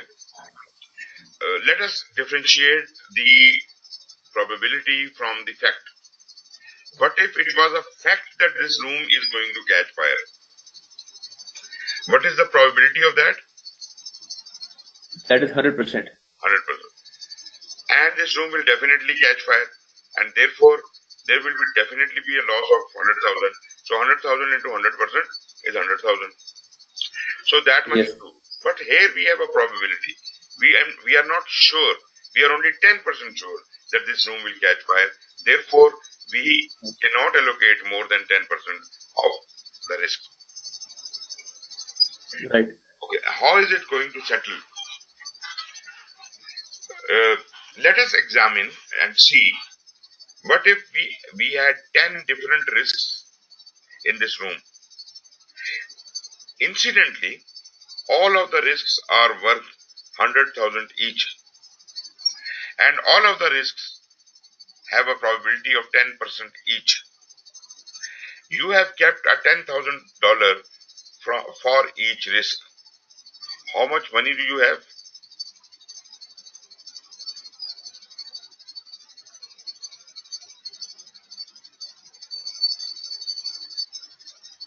In this case, actually, I mean, you have to sum up all the risks. So that will be 100% of the value, which is 100,000. So it will be $100,000. So actually the total 10 risks were there. So the actual value was $1 million. But 10% of each comes out to be a total of 100,000 rupees. Yes, true. Now what happens is, what is the probability of any one of these risks occurring? How many risks can occur? In total, 10 can occur. So that is the maximum. But see, right? At the probability of each risk, only 10% of the risks are likely to occur. Because every risk has a probability of 10%. So Right. 1 out of 10 risks will occur. Yes. So if that one risk occurs and that damages $100,000, do you have that much money? No. I have kept $100,000 for all the 10 risks. Okay, right. So I can use it here because all of the risks are not going to occur. Okay, right. Similarly, there are some opportunities and some threats. So opportunities are benefiting me. Threats are the negative impact. So putting them all together will still give me some room. Okay. So to summarize, even if one individual risk cannot, if it occurs, even with a low probability, it cannot fund everything. But when we look at them in a collective way, then we can have the funding to fix a particular risk. Exactly. Because if I start putting whole of the value, $1 million, this is going to be beyond the budget of my project. Right. Risks could be so many. So if I start keeping the money for every risk, total money for every risk, that is going to be impossible. Right. Let us now see the risk exposure. Risk exposure was 10%. At 10%, 100,000 rupees, 10,000 was the risk exposure, right? Yes. 10,000 was the risk exposure before I took any action. Then I decided to take any action. For example, for this fire, what can I do?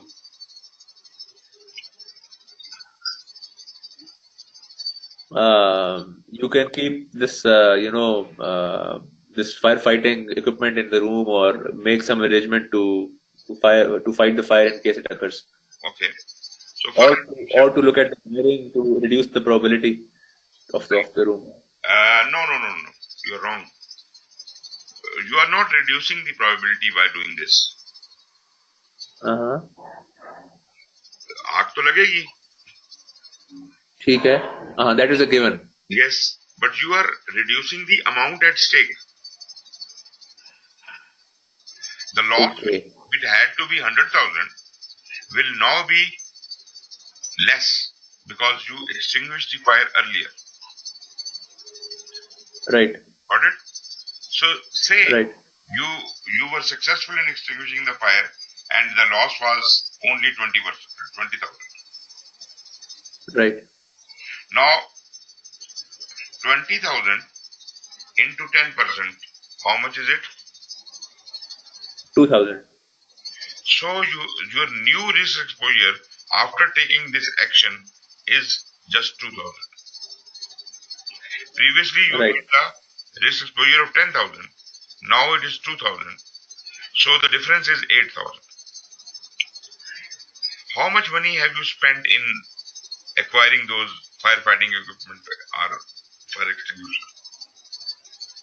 Let's say 5,000 rupees. Okay. Divide this 8,000 by the risk reduction cost of 5,000. So 8,000 divided by 5,000 gives you a result of 1 point something. 1.6, yes. So 1.6 is your risk reduction leverage. If the value is equal to 1, then you have no leverage. If you did not take any action, it was just equivalent to that. You got it or not? So 1 Yes. is no leverage. Anything more than 1 is a leverage. And anything less than 1 is very bad. So any risk... So you are spending more money on avoiding the risk than the benefit you get in the end. That we don't want to do. Yes, right. So risk reduction leverage is calculated like this.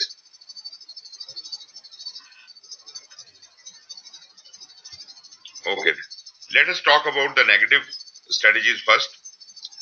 There are 5 strategies in negative and 5 strategies in positive side. First, talking about the negative strategies. The very first strategy is escalate. If project manager thinks that the risk under question is not his risk, this is the program manager's risk, so he must escalate that to the program manager. So risk will be identified, written down in your risk register, and the comments would be written, it has been escalated to the program manager. Right? So our job is done. A risk which was not meant for us, we have forwarded it to the concerned quarters. So escalation is one step. Okay, if it cannot be escalated, it is our risk. As I was saying earlier, my next strategy would be to avoid the risk. How can you avoid the risk of fire in this room? By avoiding, I will rather put some kind of a strategy, or for example, correct the wiring, or to make sure the risk of fire is reduced somehow. No, you are mitigating the risk. I am not asking you to reduce the chances of something. I am saying avoid the risk. Meaning what? Run away. I would rather see if I can shift my stuff to another room. Exactly. Yeah. Exactly. The loss is basically 100,000 because of the equipment lying in the room. If this room is so risky, why don't you move things out of it? Important things out of it. So you have avoided risk that much. So this will give you some benefit. But avoidance does cost. True. But actually, this avoidance, say you have to hire certain people who have to clear the room, and you have to pay them, say, 10,000 rupees. So 10,000 rupees may be the cost for avoidance. But anyways, avoidance is one way of dealing with the negative strategies. Okay, if you can't avoid or you want to explore more options, the next is transfer the risk. How can you transfer the risk of firefighting?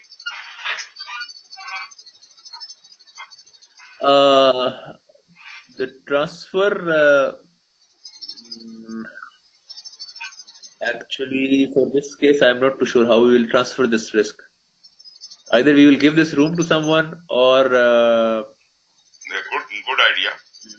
You give this room on rent and let that person handle it. Right. Or something else. Some other ideas.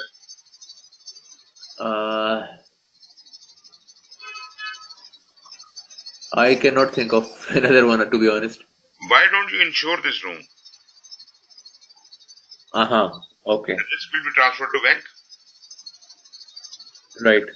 Again, there will be a cost, but it will be transferred. Yes. The risk will be transferred to the bank and they will pay for it. So, when we are trying, or you can outsource it. Like you have, rented this room to someone. So, transfer means that you are not facing the risk directly. You have put another face in front. That does not mean you will not be harmed. you will be harmed, but not as much as in our earlier case. Right. Next strategy is mitigate. In mitigate, I have two options. Either to reduce the probability of this room catching fire, or to reduce the amount at stake. What you suggested me earlier was reducing the amount at stake. Now I am asking you to think of a way by which the probability of this room catching fire is reduced. Can you think of that? Like I mentioned, maybe check the root cause why the room catches the fire in the first place, and see how you can reduce that probability by checking the wiring. Maybe there is a certain area which is more prone to fires, or yeah. Wonderful, wonderful. So this is exactly how you can reduce, you can mitigate the risk. This is what mitigation is called. Either by reducing the probability or by reducing the amount at stake. And if you do both, this is wonderful, because that will be reducing the risk too much. If you can't do nothing about this risk, you have thought about escalation, can't be escalated. You thought about avoiding it, you can't avoid it. You can't transfer it, you can't mitigate it. Then, after having doing all this calculation, the last open path to you is accept it as it is and bear the loss. Right. Is the last strategy. Got it? Right. But remember, this acceptance is better than being ignorant. You have calculated everything and then you said, okay, I'm ready to accept this risk because I can't do nothing else. Right? You knew that there is no other way out. As compared to another person who is risk averse, when you tell him this room can catch fire, he would tell you, please don't talk like this. Don't talk bad things, because these things then will happen. So he is just like a pig who closes his eyes when the cat is about to attack him. He says, I can't see the cat. There is no cat. So when risk is in front of you, it can happen, and still you are not taking any action, then you are not accepting the risk. You are being risk averse. This is a fool. And this is a person who is light-hearted. So acceptance is a conscious decision after you have calculated all the options. So this is a calculated risk you are taking. Right. No other option. Coming over to the positive strategies. Naturally, here also, the first thing is, if there is an opportunity and it is not your opportunity, you can escalate it to the next higher level. And it can be written off your risk register. You can write it and escalate it to the boss. Second is, the opposite of avoidance is to exploit it. Opposite of avoidance was you were not going on the path which was risky. Now we want to go on the path where there is a great opportunity. Right. So you want to exploit that. You take measures to go into that direction. Share. This is the third strategy, which is an opposite of transfer. Previously, you were trying to get rid of that room and you were shifting it to someone else. Now, you have a benefit and you want to not transfer the benefit, but share the benefit with others.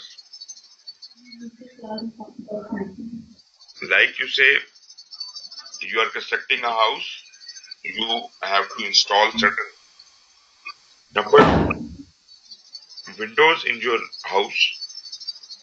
When you go to the market to buy the windows, you need two windows. He says the two windows will cost you 30,000 rupees. But if you buy three, then there is a deal. I can give you three windows in 30,000 rupees. So what do you say? Would you buy the deal or the two windows? I will see if it is. I mean, I require these three windows or not, or I will probably think of someone else who wants to get the additional windows. So first look for someone who can share the benefit with you. Yeah.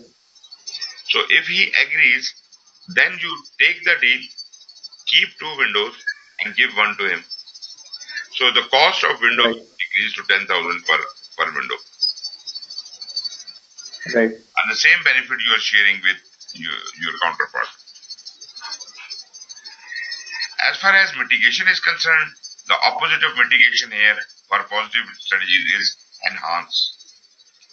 Enhance simply means that you are increasing the probability or amount at stake to further enhance this opportunity.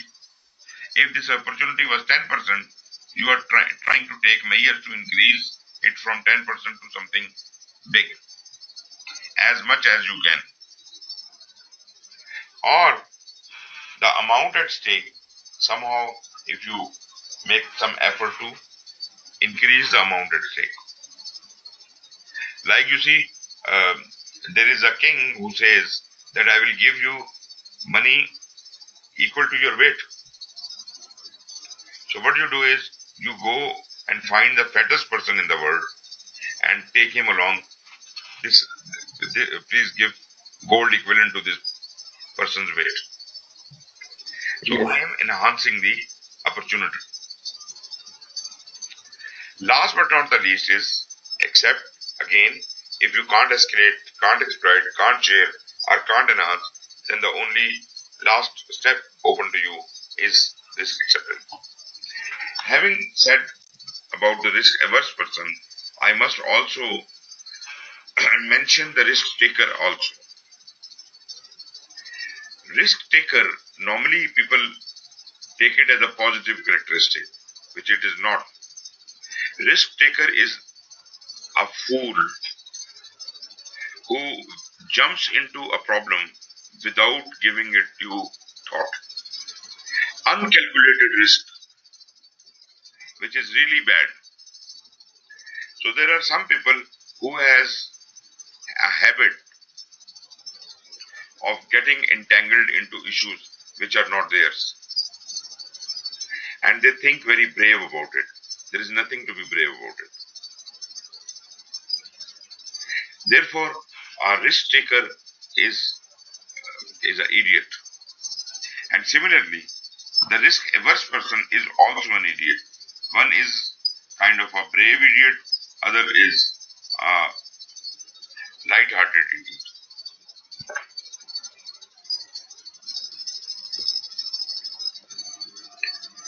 Next, let us see one more thing, and that is about risk transference. When you get into contract with a subcontractor, you actually are transferring your risk to the seller.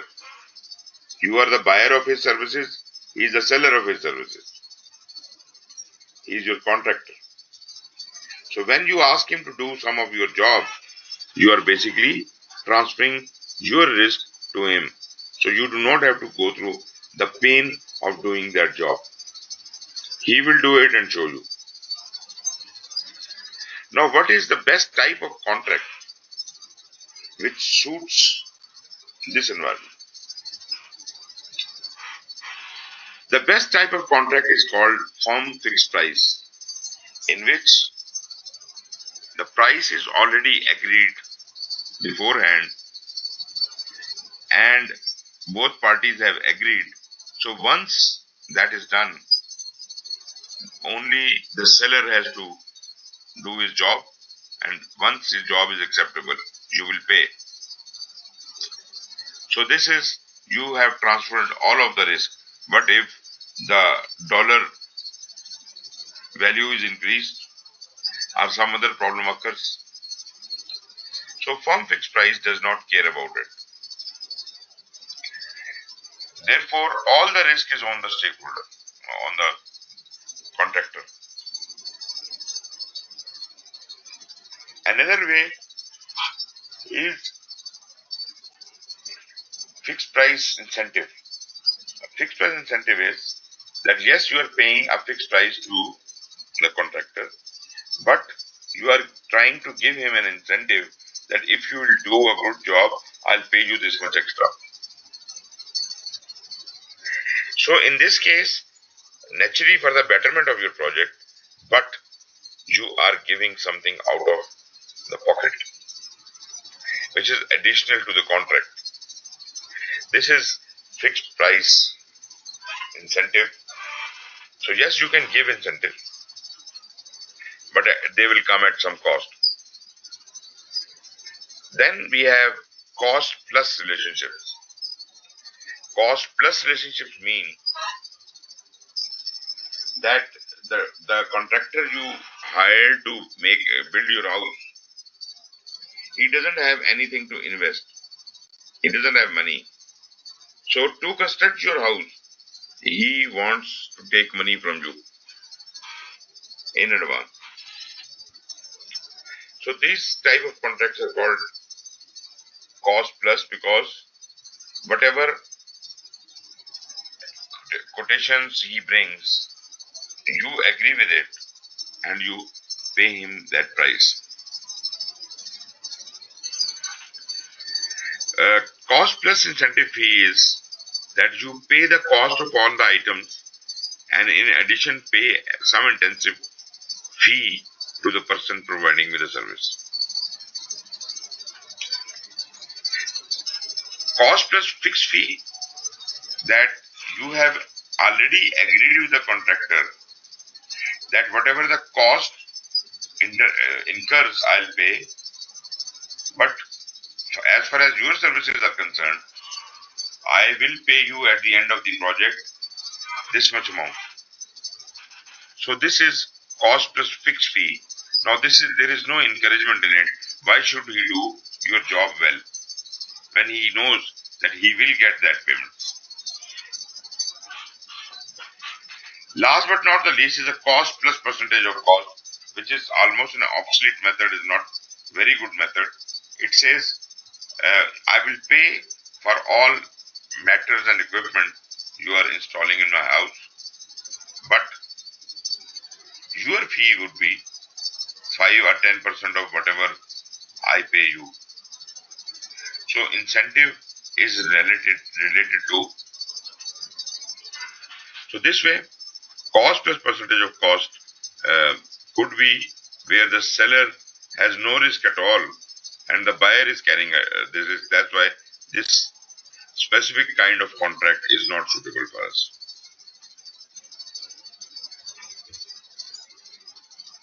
Then as far as insurance is concerned, we have a number of types of these insurable risks. First is the direct property damage. If your house burns down or your car meets an accident, this is direct property damage, and if you have these things insured, then they will pay for it. Indirect consequential loss. Due to fire in my factory, the neighboring factory was also burnt. Or because I met an accident, my car was broken, but also the other car was broken, and if it is my fault, I have to pay for it. So these are indirect consequential losses suffered by third party. Then there are some legal liabilities that if you do not deliver this thing by this date, you will have to be penalized. So these are the legal liabilities. Then there are personal kind of thing that if somebody at workplace becomes sick, what will happen to him? So if there is a bodily injury or there is a health insurance kind of a thing, that is related to the individuals. Putting all of these four types together is called wrap-up insurance, in which you strategize for the whole organization.